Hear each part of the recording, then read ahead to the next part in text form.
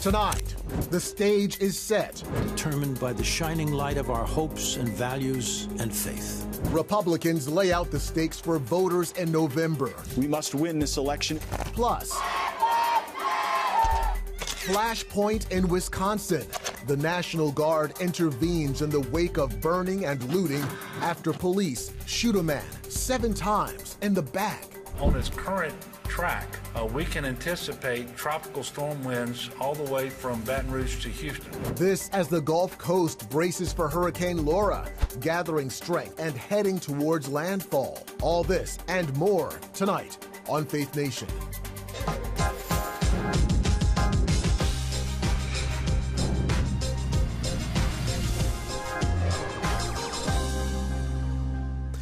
Night one of the GOP convention sends a message of inclusivity. Good evening. I'm Eric Phillips. Welcome to Faith Nation. Democrats don't own our votes. That was the message from minorities at the opening night of the convention. The kickoff theme was honoring the great American story, and the evening was rife with a laundry list of President Trump's achievements in the Oval Office. Will the convention give him the bounce over Biden in the polls that he needs? CBN's White House correspondent Ben Kennedy reports. The night was a combination of live and recorded speeches aimed at showing how minorities have gained ground over the last 4 years. President Trump hopes to get a bit of a convention bounce to gain on Joe Biden in the polls. Determined by the shining light of our hopes and values and faith. The GOP set the stage for night one of its convention. There's a lot at stake. We must win this election. An election in the middle of a pandemic. President Trump recognized the threat this virus presented for all Americans early on and made rapid policy changes. President Trump made several appearances, first in the East Room with frontline workers dealing with COVID-19. Well, I'm for the nurses, I'm for the doctors, I'm for everybody. We just have to make this China virus go away. Then to the diplomatic room with faith leaders, hearing from some of the hostages released during his administration, including Pastor Andrew Brunson. You took unprecedented steps, actually, to secure my release, and your administration really fought for me. Speakers touted Trump's trade deal, Supreme Court picks, and the economy. Joe Biden and the socialist left would be a disaster for our economy. The president also built the most inclusive economy ever, with record low unemployment for African Americans. The Democrat Georgia lawmaker is backing Trump due to his support for criminal justice reform. Democrats have turned their backs on our brave police officers. What happened to George Floyd is a disgrace, and if you know a police officer, you know they agree with that too. But we cannot lose sight of the fact that our police are American heroes. Former NFL player Herschel Walker pushed back on notions Trump is a racist. It hurt my soul to hear the terrible names that people call Donald. The worst one is racist. I take it as a personal insult that people would think I've had a 37-year friendship with a racist. In much of the Democratic Party, it's now fashionable to say that America is racist. That is a lie. America is not a racist country. South Carolina Senator Tim Scott echoed those remarks. Joe Biden said if a black man didn't vote for him, he wasn't truly black. Joe Biden said black people are a monolithic community. It was Joe Biden who said poor kids can be just as smart as white kids. And while his words are one thing, his actions take it to a whole new level. And as the convention moves towards his Thursday acceptance speech, President Trump will continue to be a presence, breaking tradition by speaking each day, not just on the last. Ben Kennedy, CBN News. Ben, thank you. Joining us now is Paris Denard, RNC Senior Communications Advisor for Black Media Affairs. And Paris, thanks very much for joining us tonight. Thanks for having me. Race played a big factor during last night's convention. Why was it a part of the campaign strategy? Well, it's important for us to remember that for 4 years, the mainstream media has labeled President Trump someone that he's not. There's been a false narrative about him, and it's important for us now at our convention to set the record straight and make sure the American people know exactly who the president is and what he has done and plans on doing to positively impact the black community, empower the black community through the policies that he's put forth, both economic policies, education policies, national security policies. This president has been a true champion for the black community, and it's important to highlight that as we talk about the greatness of the American story and the land of great promise. Well, another focus has been the Trump administration's work in freeing Pastor Andrew Brunson, who spoke last night as well. Does the campaign feel like it's on pretty solid footing with the evangelical and faith voters? I think if you're an evangelical voter like I am, you cannot look at the two candidates and come to a conclusion that Joe Biden is your guy.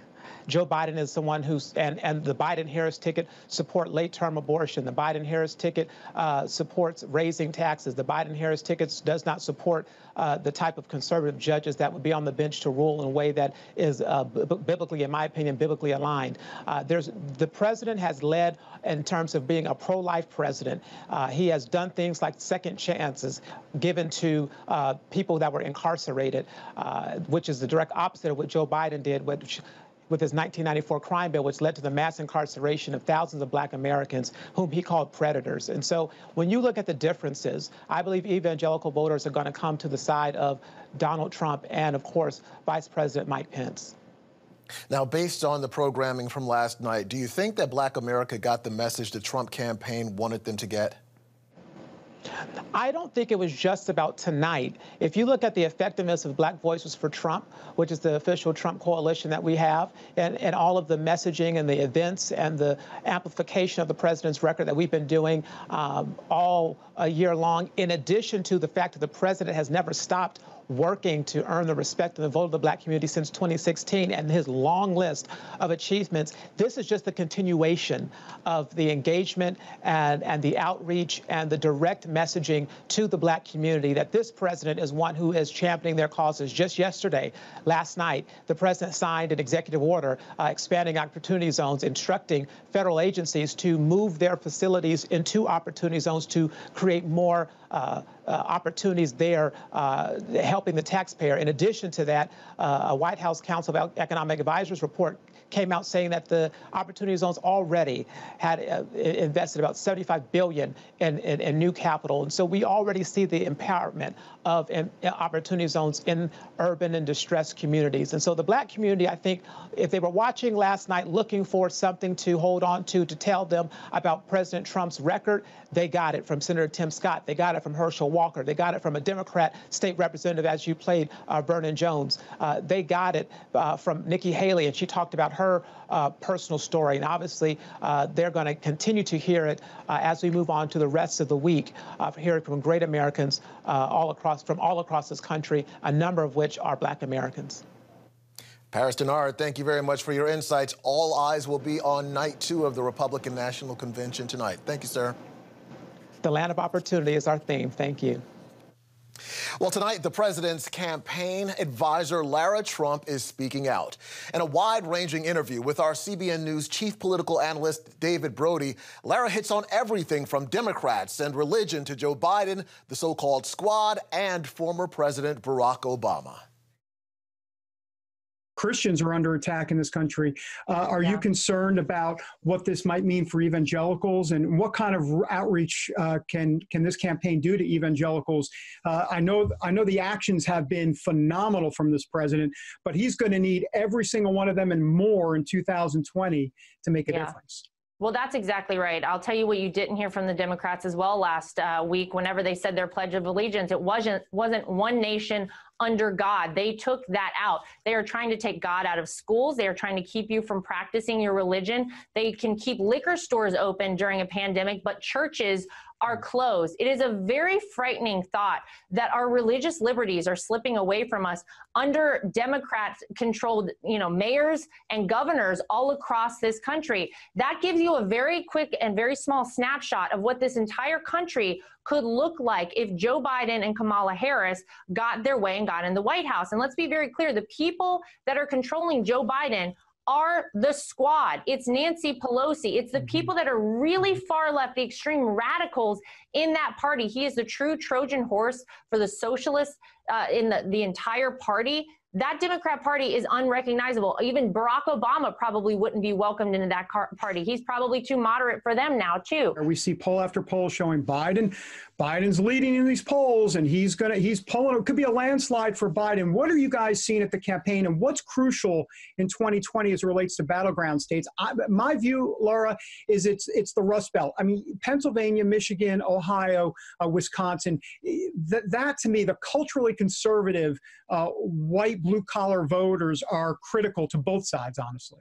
Well, that's exactly right. And of course, Joe Biden tries to peddle Pennsylvania as his home state. Although if you look at what the Green New Deal for which he's advocating would do to Pennsylvania, I mean, the number of energy jobs alone there and throughout the Rust Belt overnight that would disappear would be absolutely devastating to those states.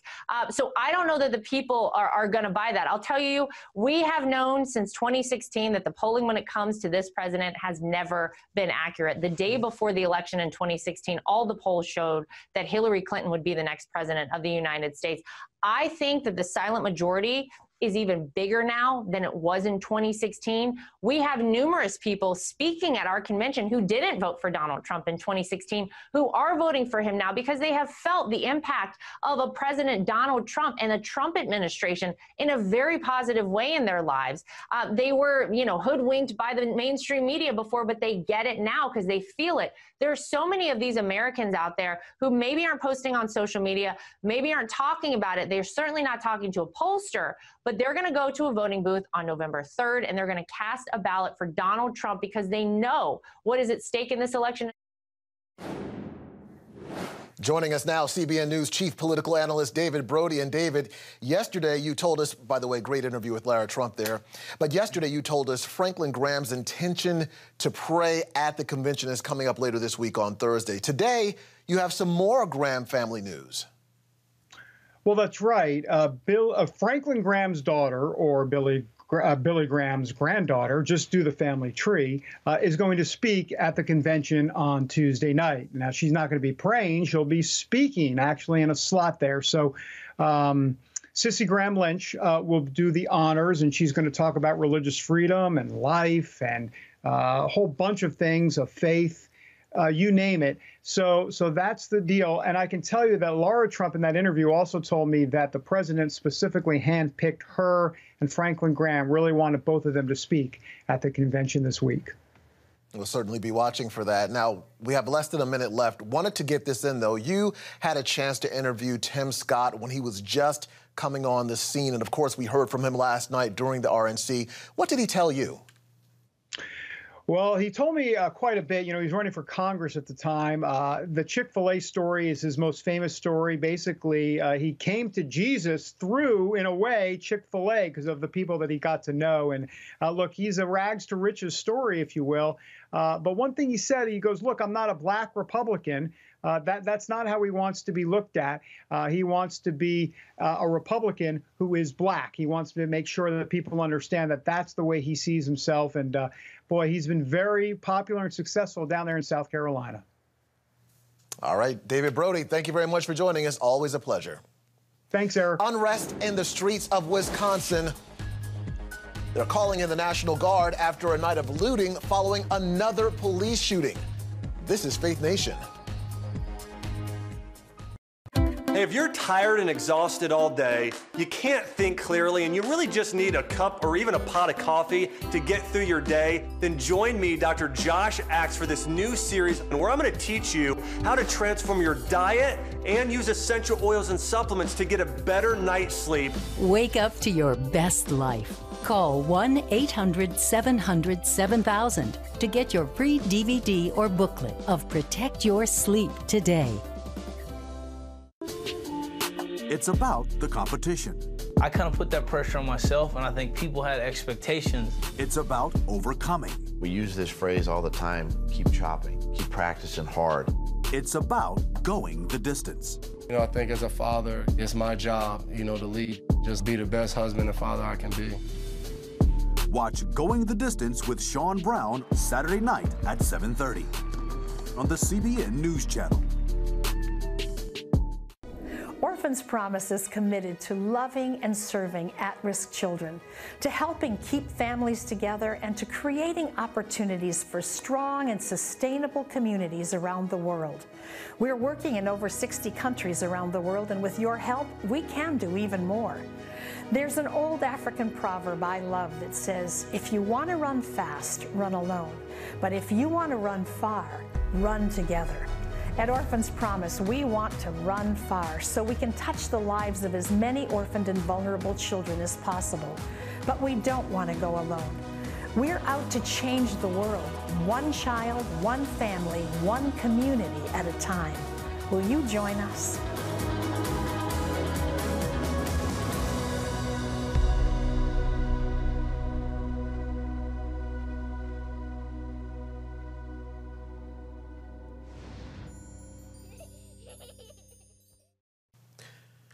Welcome back. Protests over racial injustice continue in Wisconsin after a Kenosha police officer shot a black man multiple times. CBN's Mark Martin joins us now with more. Mark, good evening. Eric, the father of Jacob Blake, says his son is paralyzed from the waist down following the shooting and has 8 holes in his body. This latest shooting comes 3 months after the death of George Floyd led to demonstrations around the U.S. Police say they were responding to a domestic dispute when they encountered Blake. Cell phone video captured the shooting, which happened as Blake approached his vehicle. Ben Crump, a civil rights attorney representing the Blake family, said 3 of Blake's sons were in the car at the time of the shooting. The officers are on administrative leave, and authorities have released no details about the officers. One of our individuals was tragically shot. Now the community is expressing anger and rage, and the healing has not yet been able to begin. That anger spreading from the streets of Kenosha to other cities, including Madison and Minneapolis. The founder of the Lake County, Wisconsin chapter of Black Lives Matter spoke out about Blake. He's a good man. He haven't left this earth, so he's doing good, a lot better than expected. The family is with him right now at the hospital. On the second night of protests, fire damaged several downtown buildings. The city's 8 p.m. curfew did not matter as protesters clashed with officers in riot gear, including more than 100 members of the Wisconsin National Guard. The Guard used tear gas as they protected the courthouse. And Wisconsin's Governor Tony Evers quickly condemned the Kenosha shooting. He called on the legislature to handle a package of police reform bills in a special session next week. But Republican Assembly Speaker Robin Vos said instead he is putting together a task force to examine police work and racial injustice issues. Eric, back to you. Sounds like there's enough work to go around, Mark. Thanks. Joining us now to continue this conversation is Steve Meacham, who serves as Associate Professor of Criminal Justice at Cedarville University in Ohio. Thanks for being with us tonight, Steve. Sure, you're welcome. I know you spent 31 years as a New York State police officer, so as a trained professional, what goes through your mind when you see this video out of Wisconsin? How significant is it that Blake was shot in the back? Well, it was very disturbing to see that video, obviously. I think that we need to be careful not to rush to judgment here. There might be more circumstances that we don't know about, and I'm glad to hear that there's going to be a thorough independent investigation and to sort out all the facts and the circumstances that transpired prior to that shooting, and that individuals would be held accountable if, in fact, there is some wrongdoing on someone's part. Now, this is the latest in a continued string of incidents involving police officers and black men. What do you make of this disturbing trend, and what can be done to stop it? Well, I think that we have to be careful, again, not to jump to conclusions here. Each of these incidents are different, have different dynamics, and requires a thorough investigation. You know, one of the things is to be careful of is that there's sometimes criminal conduct that is taking place, and why individuals are are resisting arrest, and sometimes they have a weapon. There's other factors that are involved that we don't know about. And so each incident needs to be taken separately. And again, if there's wrongdoing, if there's inappropriate conduct, if there's criminal conduct, individuals should be held accountable, whether they be a police officer or someone else. Yeah, well, as an officer and a Christian, what words of comfort can you give members of the collective community who feel like they've suffered another blow with this incident? Yes, I think that all good police officers out there, which are the majority, far and away the majority of police officers, are acting justly, correctly, are putting their lives on the line to make sure that communities are safe. And it's an honorable profession. It's a difficult profession. It's very, very difficult, especially in today's culture, in today's time. But as a Christian, you understand that we're called to this and to overcome evil with good. And that's our mission, and that's what we need to strive for, and do that in an honorable fashion. And what about to your policing brothers and sisters who may be watching this program? What would you like to say to them? Yeah, I appreciate their courage to keep at it, even though you're being attacked and being persecuted. Again, it's an honorable profession. Stay the course. We need good men and women in law enforcement to protect our communities, to ensure that justice is done. A little less than 30 seconds right now. How much does training play into all of this, Steve? Yeah, training is really important, and I think there's areas where maybe training can be better. But understand that sometimes deadly physical force is used as a last resort. Nobody wants to use deadly physical force. But if somebody is actually a dangerous felon that's fleeing, maybe they've committed a murder, there are times and places when deadly physical force is appropriate. Unfortunately, nobody likes to see it, and I'm not sure, again, the circumstances of this incident in Kenosha, but again, a proper investigation will determine the facts. Steve Meacham, thanks very much for joining us tonight. We appreciate it. Coming up, the 1-2 punch Marco falls apart as the Gulf Coast braces for Hurricane Laura. That's coming up next. Daddy? Yeah, buddy? How many nickels are in a dollar? There are 20 nickels in a dollar. How do birds fly? Does milk really make my bones stronger? Yeah. Daddy, when we die, will we go to heaven? Do you have the answer to life's biggest question? Call the 700 Club. We'll help you find answers to the important questions life brings your way. Watch breaking news, in-depth exclusive stories and programs from health to entertainment you won't find anywhere else. The CBN News Channel, a perspective you can trust. Enjoy credible news reporting from around the world. Discover inspiring programs and stories of hope, all in one place from a Christian perspective. The CBN News Channel, a perspective you can trust. To watch the CBN News Channel, download the app or visit cbnnewschannel.com. Hello, I'm Dr. David Perlmutter, board-certified neurologist and #1 New York Times bestselling author. Wouldn't it be great to boost your energy, eliminate brain fog, and even reverse brain disease? Well, you can, and I'm going to show you how, along with some of the world's most well-respected brain experts in this DVD, Protect Your Brain. Get Protect Your Brain, a free DVD only from the Christian Broadcasting Network, featuring experts on the cutting edge of neuroscience and brain health. No matter how many times you've failed in the past, you really can do this. In Protect Your Brain, you'll discover simple strategies to keep your brain young and healthy.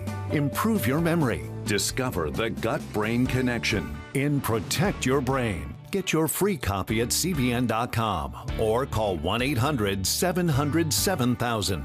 If you want to improve the quality of your life, get the DVD Protect Your Brain and get it today. Officials are warning residents to stay vigilant as Hurricane Laura threatens to grow into a supercharged Category 3 hurricane when it makes landfall along the Texas-Louisiana coastline late tomorrow night. On its current track, we can anticipate tropical storm winds all the way from Baton Rouge to Houston. Laura is gaining strength and could come ashore with winds topping 110 miles per hour, 15 inches of rain, and a 10-foot storm surge that could swamp entire towns along the Gulf Coast. Good news for those planning to travel during the COVID crisis. The CDC is no longer recommending people who leave their state or travel internationally to self-quarantine for 14 days after their trip. CDC guidelines still warn traveling can increase the risk of catching the virus, though, and advises people to take precautions and monitor themselves for symptoms of COVID-19. This as the number of new cases and deaths nationwide continues to decline. Next on Faith Nation, a memorial worth 1,000 words. See how one artist thanks her heroes.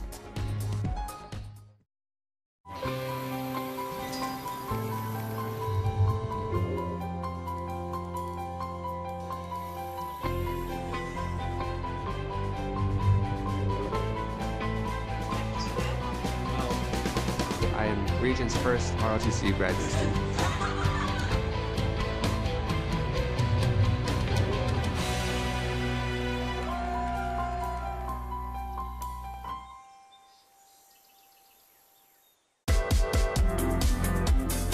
Meet the pastors who are preaching the gospel in a fresh, fearless way.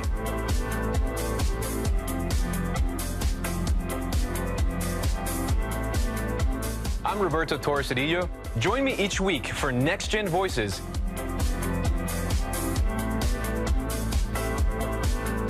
And watch God transform a generation.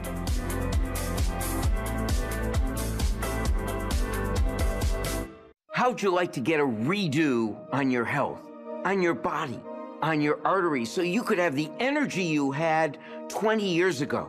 The great news is you can. I'm Dr. Mike Roizen, chair of the Wellness Institute at the Cleveland Clinic. I've written 4 New York Times bestsellers. But even better than having to read all that, you can listen to this DVD and watch it. Protect your heart? Yes, you can. Here's how.